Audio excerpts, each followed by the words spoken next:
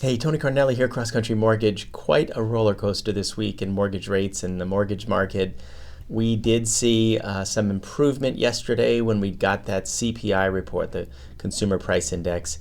Does show inflation moderating a little bit, and that's a really good sign. There are some more signs that recession are coming.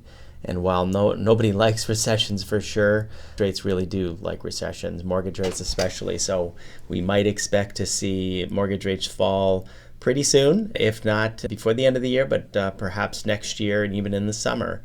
What that means is you really shouldn't be afraid of trying to get out there and buy a home today, because whether you lock in a rate today and they fall before closing, we can float your rate down if there's enough of a change.